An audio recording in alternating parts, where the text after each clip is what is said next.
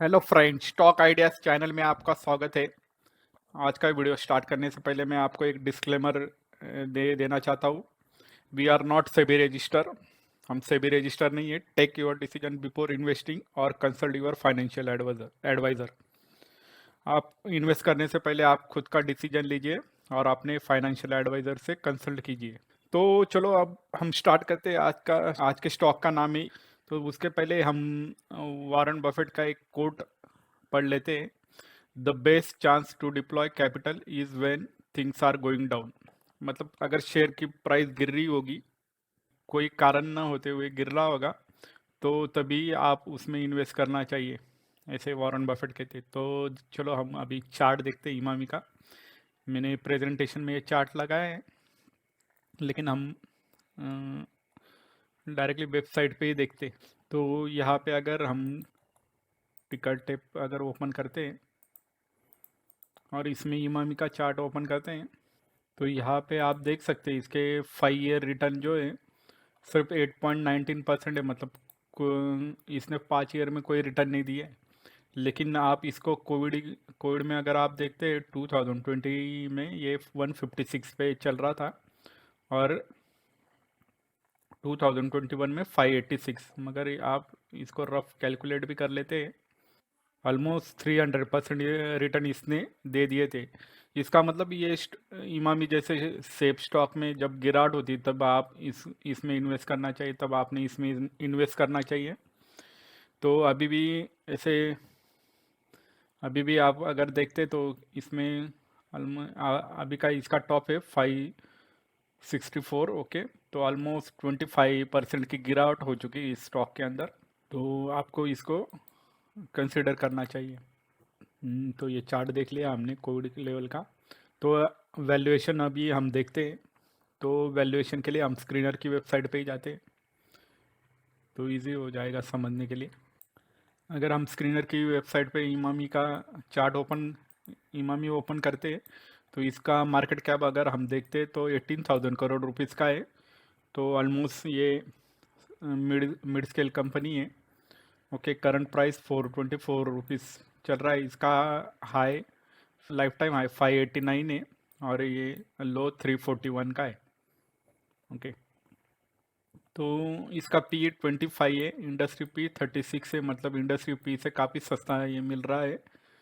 Okay, और इसकी dividend yield 1.89% है। मतलब आपने 100 रुपये इन्वेस्ट किए तो 1.89 रुपीज़ का आपको डिविडेंड मिलेगा। ये कोई फिक्स नहीं रहता है, ये मैनेजमेंट चेंज भी कर सकती है, डिविडेंड यील्ड बढ़ा भी सकती है और कम भी कर सकती है। उसके बाद आप अगर देखते प्लेज परसेंटेज, 13.3% प्लेज इन्होंने शेयर प्लेज रखे। तो प्लेज रखना अच्छी बात नहीं, लेकिन पिछले इनके टोटल प्लेज 30% थे, उससे रिड्यूस करके इन्होंने 13.3% किया है, तो अच्छी बात है। मतलब प्लेज कम होते जा रहा है। डेप्ट टू इक्विटी अगर देखते हैं आप, तो 0.04%, मतलब ना के बराबर डेप्ट है। आर ओ सी 3 ईयर से काफ़ी अच्छी इंप्रूव है, 29%। 5 ईयर में देखो तो 24, और 7 ईयर में 24.2। लाइबिलिटीज़ अगर देखते 824 की, और असेट लगभग 1500 करोड़ की। तो मतलब असेट काफ़ी बढ़िया है। लाइबिलिटी से अगर कुछ होता है तो फिर इसके पास इतने खासे असेट है कि वो उस सिचुएशन से आराम से बाहर आ सकती। वर्किंग कैपिटल भी ऑलमोस्ट लाइबिलिटी के बराबर है। मतलब अगर इसको ये लाइबिलिटी ख़त्म करनी भी होगी तो इसके वर्किंग कैपिटल से ही ये लाइबिलिटीज़ ख़त्म हो सकती। डिविडेंड पे आउट रेशियो भी काफ़ी बढ़िया है, 55.2%। अगर इसका रिवेन्यू अगर इसका प्रॉफिट अगर बढ़ता है तो आपका डिविडेंड अमाउंट भी बढ़ेगा, इसका मतलब। क्योंकि ये अपने प्रॉफिट में से 55.2% प्रॉफिट शेयर होल्डर में डिस्ट्रीब्यूट कर देती है। अच्छा खासा कैश भी जनरेट करती है ये कंपनी। 3 ईयर में 1700 लगभग 1800 करोड़ का कैश जनरेट किया था पिछले साल। 719 करोड़ का कैश जनरेट किया है। अभी पी रेशो वाइज अगर एनालिसिस करते तो अभी लगभग 25 का पी चल रहा है। सेम पी हमें कोविड लेवल में भी मिल रहा था, 2020 में ऑलमोस्ट 21, 22 और 25 के पी पे चल रहा था। तो अच्छी खासे डिस्काउंट पे मिल रही है अभी ये कंपनी। प्रॉस क्या है, तो कंपनी हैज़ रिड्यूस डेप्ट, कंपनी ऑलमोस्ट डेप्ट फ्री है, और company has good return on equity. Okay, cons में क्या है, 70.17 टाइम्स बुक्स वैल्यू पे ये चल रहा है, लेकिन अगर आप इसके कॉम्पिटिटर से कंपेयर करते हैं तो अच्छे खासे डिस्काउंट पे चल रहा है। तो सेल्स ग्रोथ 6.12% है, तो ये अभी थोड़ा इन्फ्लेशन है, इसलिए ये सेल्स की ग्रोथ कम दिख रही होगी। अगर जैसे जैसे इंटरेस्ट रेट कम होते तो इसका सेल्स ग्रोथ भी बढ़ेगी। अभी पीयर कंपैरिजन अगर करते तो इमामी का पी काफ़ी कम है अदर कॉम्पिटिटर से। बाकी के देखो, गोदरेज कंज्यूमर 66, डाबर 55, 52, और हिमानी लगभग आधे पी पे आपको मिल रहा है। क्वार्टरली रिजल्ट अगर देखते तो आप 996 करोड़ का लास्ट क्वार्टर में इन्होंने सेल किया था, उसमें से 261 करोड़ का प्रॉफिट किया था। तो लास्ट क्वार्टर में 180 के अगेंस्ट 261 का प्रॉफिट काफ़ी अच्छा है। सेल्स भी काफ़ी 865 के अगेंस्ट 996 करोड़ का सेल किया था। देन ईयर वाइज अगर हम देखते तो 3523 करोड़ का अब तक का सेल इसने किया है, और प्रॉफिट 719 करोड़ का इसने किया था। अगर आप यहाँ पे देखते हैं तो इसका 2022 में सेल 3001 करोड़ का ही था, लेकिन प्रॉफिट 837 करोड़ का था, क्योंकि यहाँ पे मार्जिन काफ़ी अच्छे थे। यहाँ पे ऑपरेटिंग प्रॉफिट मार्जिन कम हुए, क्योंकि इन्फ्लेशन अभी लगभग हाई है, तो इसके कारण इसके ऑपरेटिंग प्रॉफिट मार्जिन कम हुए। तो अगर आप इसको अगर अगले 1 साल के लिए होल्ड करेंगे तो इसके ऑपरेटिंग प्रॉफिट मार्जिन इंप्रूव हो सकते हैं, जैसे जैसे इंटरेस्ट रेट कम होगा और इन्फ्लेशन कम होगा। तो देन बैलेंस शीट अगर आप देखते हैं इसमें, तो इसके रिजर्व लगभग 2362 करोड़ के इसके रिजर्व है, और बोरोइंग 107 करोड़ की, मतलब काफ़ी कम है, ये आराम से बोरोइंग पे कर सकते। देन कैश फ्लो अगर देखते तो आप इसका कैश फ्लो भी ऑलवेज पॉजिटिव ही है, तो काफ़ी अच्छा कैश जनरेट कर रही है।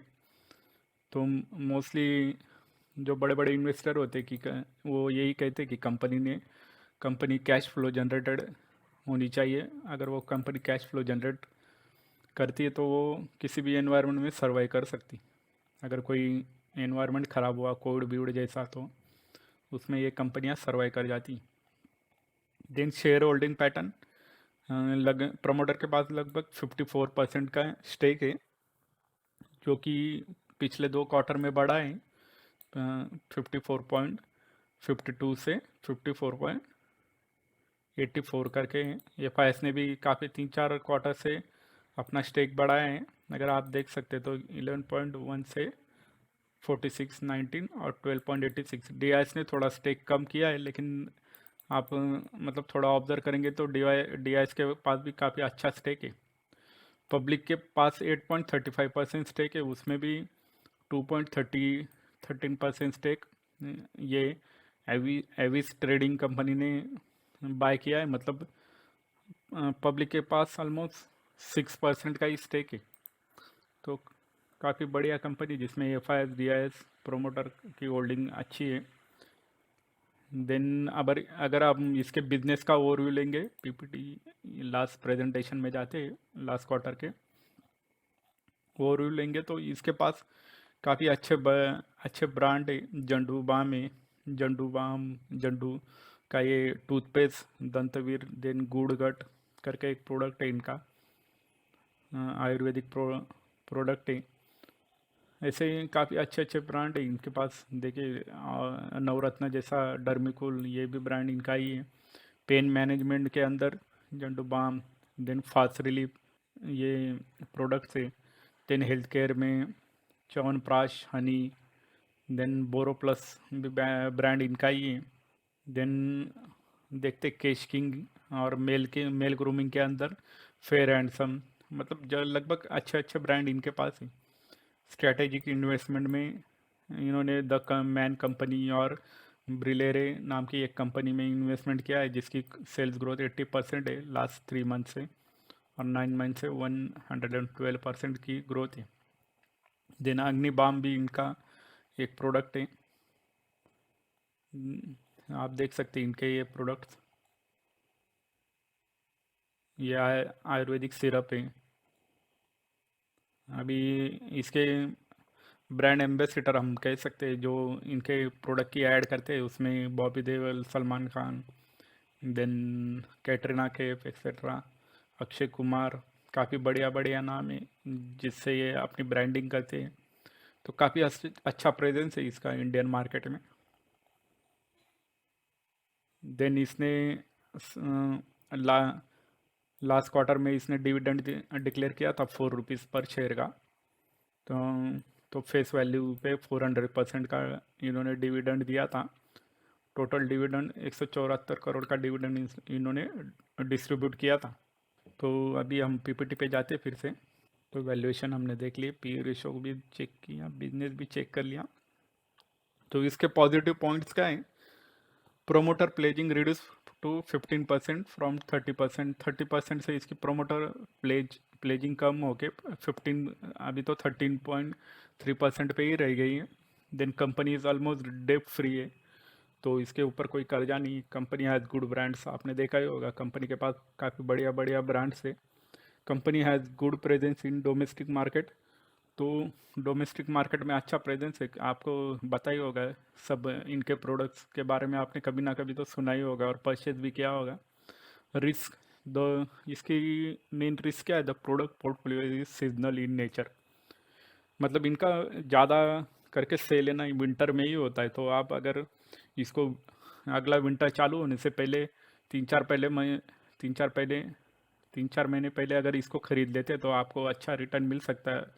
एज वेल एज ये डिविडेंड भी अच्छा पे करता है।